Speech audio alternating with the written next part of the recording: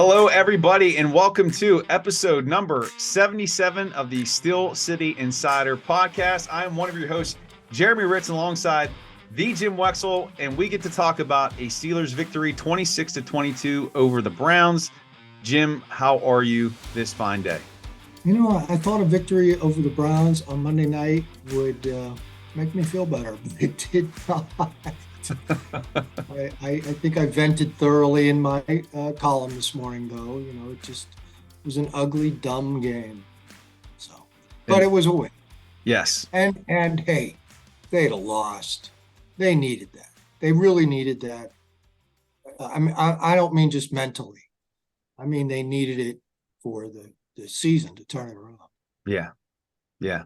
It was an ugly, dumb game, and we're going to talk about that here today in episode 77. But do want to take a moment to say thank you to all the viewers out there. We did hit 500 subscribers, so kudos to all of you. Thank you for the support. We appreciate it very much. And here's to the next 500 as we jump into number 77.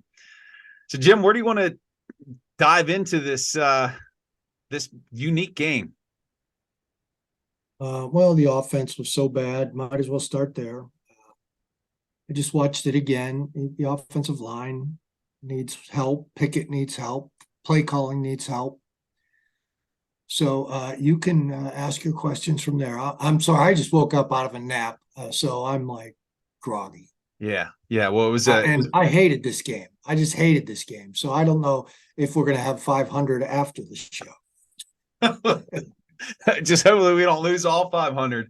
All right, so we'll start with the offense. Yeah, so another dismal performance here, and I guess we'll start where with the chants that were occurring at the stadium, the fire Matt Canada. A lot of people are pointing to that this is a result of the play calling.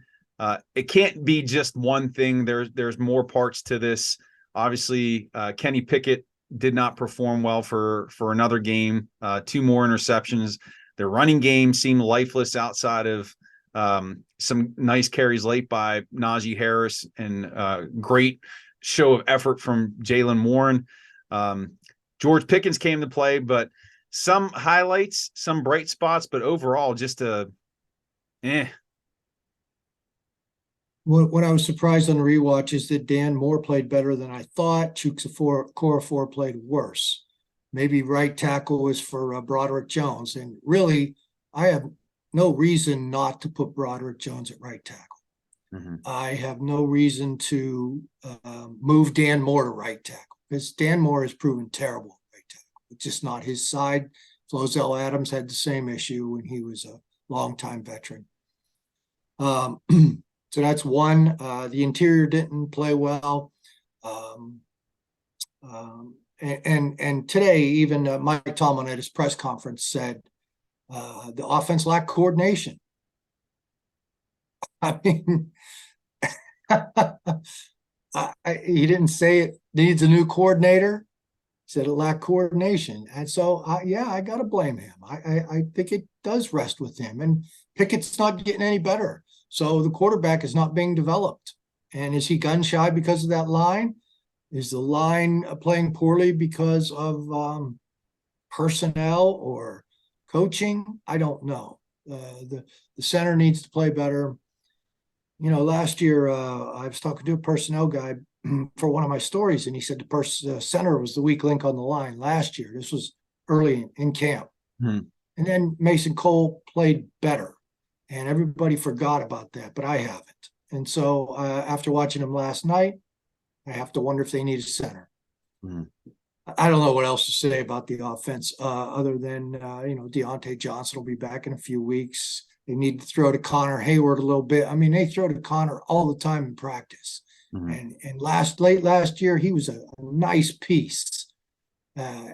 He didn't really have a role, but he was a nice niche piece. They're not getting Darnell Washington involved very much other than blocking. They could do more of that.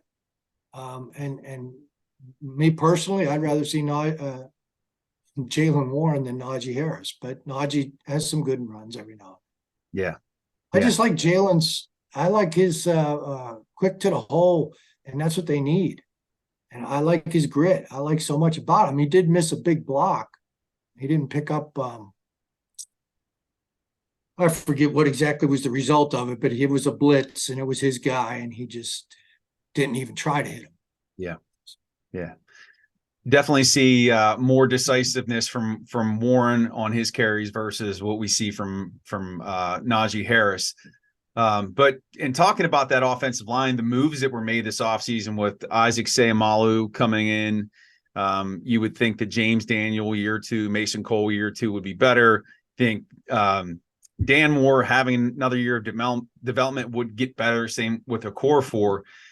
How soon would it be before we maybe see some shuffling along the offensive line? Could you see a guy like Nate Herbig coming in, getting the nod at center over Mason Cole, or do you think it would have to get way worse than what it is before any types of adjustments would be made? Yeah, it would have to get worse. And that was a good front. It played with a lot of 5 bigs, as was previewed. So it's a good front. And Schwartz is a good defensive coordinator. And they played 2 good fronts in a row. So Yeah. the only change I would make is Broderick Jones for a corner. Okay. And then in terms of Kenny Pickett and his performance, as you rewatch the game today for the second time, anything stand out to you in terms of what's plaguing him, or is it just the general overall malaise around this offense? I wrote in my column today that NFL.com spared me wouldn't allow me to watch it a second time, and I had said that this was a dumb game, and I never felt that way before. I never felt that way to characterize it. I said that to Mike Pursuta, and Mike Pursuta said, "Exactly. I feel dumber for having just watched it." Well, I did get to second viewing eventually, and that's why I'm having trouble answering your questions. I just realized that I've gotten dumber because I've watched it a second time. Hey, what did Kenny Pickett do wrong? What did he do right? I'm just not there. Let's see some more. I mean, he hit Pickens beautifully. Yeah. So there's some, but just disappointing. That's all. I'm just questioning whether they have the franchise quarterback I thought they did. Yeah, that's definitely a question that everybody is talking about. And then in terms of the coordinator, Matt Canada, the other question, I know we hit on it briefly, but we know this is a team that typically won't make mid-season changes to their coaching staff. Would there be anything that could cause Tomlin to make a decision about offensive coordinator if there's no improvement in this offense, or do you think it's going to be the standard the rest of the way out? Yeah, I don't see a new coordinator fixing anything, so they won't do that. I mean, Tomlin can be more heavy-handed and make the changes that he wants. He's the head coach. So, yeah. I don't see a change. Okay. Until after the season. But I mean, he's got a full season to rectify this. Yeah. And they are 101. Just think how stupid we would be if they were 0-2. Oh, we would be mad and dumber. Mad and Dumber. That'd be the name of the episode. but at least there were some bright spots on the defensive side of the ball. Really solid showing. There are still some weaknesses that showed up again in the running game, run defense. But you got to start with those outside linebackers, potentially the best tandem in the NFL with Alex Highsmith and TJ. Yeah, I'm looking up the run defense. It's 5.7 per carry, just about 200.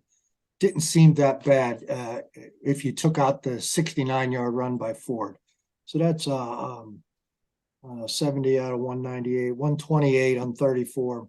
So that's one run. On rewatching, the outside linebackers are fantastic. They're scoring touchdowns. They're providing the offense. And we know that. Alex Highsmith was fantastic against the run, and we know about TJ. And DeJuan Jones looks pretty good. He looks like a real right tackle, a rookie for the Browns. And TJ played well, and Alex Highsmith was fantastic. In the run, up the middle, he did a lot of different things. Travius Adams played better than I thought. The inside linebackers played a little better than I thought upon first watch. Mm-hmm. Keanu Neal played better than I thought. Joey Porter Jr., I was surprised at Reed. I think I saw he had 24 snaps, at least 16. I can't remember. I wish I had my snap count here, but it didn't come with the game book I got at the stadium last night.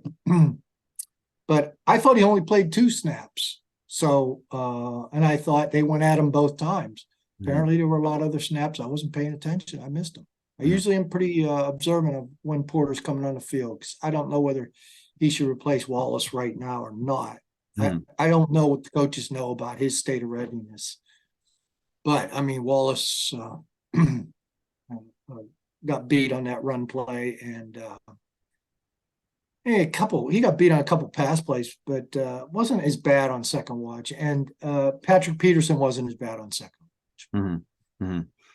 Yeah, and I know you asked me about the outside linebackers. Yeah, I mean, I don't know how much more to say about TJ. I mean, yeah, there's not too much more. We've used all the exemplary words that we can. One guy that I did want to mention, the dog that you talked about, I think it was last week or the week before, Quan Alexander. He seemed like he was everywhere last night. You know, he finished with the team high 9 total tackles. Did he stand out to you in your rewatch of the game? He missed some key tackles. I mean, he'll miss. I mean, he's not a great tackler. He's not a great take on guy with blocks, but he is the sideline to sideline guy, and he gets to things quickly, which Landon Roberts is not. And Landon Roberts is more of a take on guy. So I can understand the rotation. They're unsure. They're just mixing and matching styles a little bit to play against what is on the other side. And Cole Holcomb was better than I thought. And he actually played pretty well in the second half.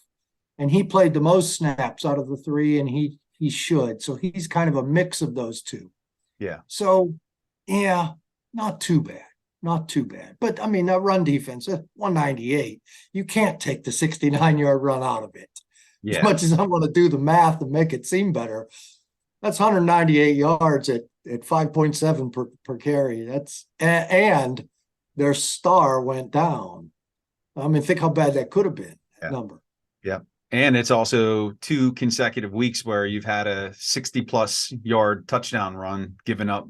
Well, I guess the other one wasn't the touchdown against the Browns. The Browns didn't score a touchdown on the big run, but it was 2 big runs, 2 explosive runs.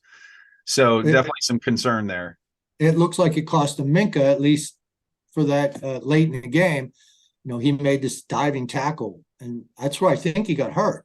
So that's when he left the game. At first, I thought Minka got hurt on the hit on Chubb when both of them were down. And Minka came back, and he made that great diving tackle to save the touchdown at the half-inch line. He eventually scored, but Minka didn't return after that. And the word out of the Colin press conference is that he is going to be okay. Good. There were no specifics given, just that the doctors at the hospital aren't concerned. So I don't know if that means he'll miss a week or what. Yeah. But he was, quote, back in the training room. I don't know what that means either. Yeah. Are you in the training room getting your torn pec wrapped up, or you know, are you in the training room lifting weights? Right. I don't know what that meant, but all the signs are saying that Mick is okay, and that's huge. You know, they can't lose another key guy. They already lost Cam. Yeah. Yep. That would be a loss that I don't know if that defense could overcome, especially in that back end. And you did mention the injury to Nick Chubb, which wow, that was, you know, devastating. If you have any thoughts on that injury? Only that I haven't seen the play yet. All I heard was the crowd go, ooh, when I looked up and the scoreboard had just shown the replay. It was one of those that was so bad that nobody's showing the replay again. So I didn't have a tape. I just, the NFL.com fast replay didn't show a replay. So it must have been pretty bad. But you always feel bad for somebody. And Nick Chubb apparently is a class act. So you hate to see that. Yep. But, you know, as Tomlin says, everybody's got, let's see, nobody cares about your problems. In fact, they are glad you have them, something like that. I mean, it's a division rival, just lost their best player. Yeah. Yeah. I feel bad for the guy and his family, but the Browns are without their best player. Oh, Yeah. That's I good. mean, That's going to be a big impact to that offense moving forward for certain. And so Jim, there's hope in the division. I mean, look at Burrow limping around the field, and the Ravens are pretty beat up. The Ravens aren't all that impressive. yeah, But, so there's hope. And, once this offensive line settles down, play calling gets people in rhythm, they stop playing these top running games, maybe things will change. The Raiders, they haven't won at the Raiders. I'm not sure this takes in all the cities they've been in. yeah, I'm just going to say they haven't won at the Raiders since 1995, and I was there. I was at that game, yeah. and so they're always tough for the Steelers in a away game. Who knows how it'll be in Las Vegas? I smell a big Steelers crowd on hand for that game. It would be a great way to continue a little streak here, stack some wins, get another AFC win, and before they take on the Texans. And and then the Texans. And the Texans before your next divisional opponent in the Ravens. So definitely this team needs to play better. I did want to mention one guy, Jim, because I always got to have something out of, I guess not out of left field, but got to give credit to the punter, Presley Harvin. He had a solid game. Yeah. Tim Benz. I love Tim. We were in huddles talking to Alex Highsmith, talking to TJ Watt, and Tim would always say, what'd you think of the punting? Hey, the punting was great. It really gave us them some long fields and helped us. I asked him, I said, Tim, you doing the punting story tonight? Or, he goes, yeah. Somebody else said, no, the punting story's mine. So there was a little mini fight about who was going to do the punting story. But so, you can join that fray. I don't cover punters, but it's nice that the Browns flubbed a few. And Miles Boykin almost saved that one ball that bounced into the end zone, because I think Harvin did kick a couple into the end zone that he shouldn't have. They don't all get downed inside the 20. But yeah, for a guy, I tell you what, Presley Harvin is a really nice guy too. Yeah, really nice guy, and you root for him. So I would like to see him stick around. So in that regard, I will cover the punter and give him your pat on the back. Absolutely. A pat on the back for Presley. There we go. Look at Boswell too. Boswell nailed a couple 50-yarders. Yes, he did. Yeah, and that the other team missed a 43-yarder. Yeah. So Browns are going to Browns, right? Isn't that how the saying went? Great. Is that Chase Claypool? I don't know. I remember gray nameless faces or gray faceless. Remember the Juju? I don't know. Juju. Well, no, that's a Tomlinism. They all say that nameless gray faces. Oh wait, the Browns is the Browns. It was either Juju or Claypool said the Browns is the Browns, and the Browns came out and won. Yeah. It's funny. The Steelers released a stat, or somebody released a stat, and Steelers retweeted it, that all the defensive things, 2 defensive touchdowns, 6 sacks, I don't know, a bunch of quarterback hits, 4 turnovers, all these stats they listed. The last time any NFL team accomplished all of this was when the Browns came to Pittsburgh in 1989 and beat them 51-0. That was the last time the Browns were favored in Pittsburgh. Ergo, every time the Browns are favored in Pittsburgh, we can expect one of those teams to put up all those numbers. There we go. That's all I got for you. I told you I was stupider than I was before yesterday. Oh my! So this was the ugly dumb episode. I think that's a good point to wrap this one up and shift the attention next week to the Raiders. Again, episode 77. We appreciate all of you. I'm not sure who the 500th subscriber was. I wish we had some contest where we can give you like free season tickets to Steelers games, but I don't think that's in our budget. I know who 502 was. Oh, okay. I was over at my girl's house and she was, I don't know, going to the bathroom, and we watch a lot of YouTube. So I, of course, turn up on our podcast, see that she's not subscribed, and subscribed her. She was number 502. Nice. There we go. If everybody would just do that with family and friends, subscribe when they go to the bathroom, there we go. we might get to 1,000. Sneak in that subscribe. There we go. Somebody said first 500 is really tough. The next 500 are still tough, but 1,000 to 5,000 goes like that. Let's do it. So Let's do it. Here's the 5,000, and that's hopefully I'll get smarter and we can do that, because man, I can't watch too much more of that ball from last night. So you know what, Jim? So this week was the ugly dumb episode. Next week is the pretty smart episode. Well, everybody be in Vegas. I'm not going to Vegas, so I will be well rested, well napped, and should be smarter, and I don't know about prettier, but smarter. And so Smarter. All right. the Steelers will have to be prettier. Yeah. There we go. So tune in next week for 78, the smarter episode. We appreciate all of your support here. You can check out Jim's work at the Steel City Insider.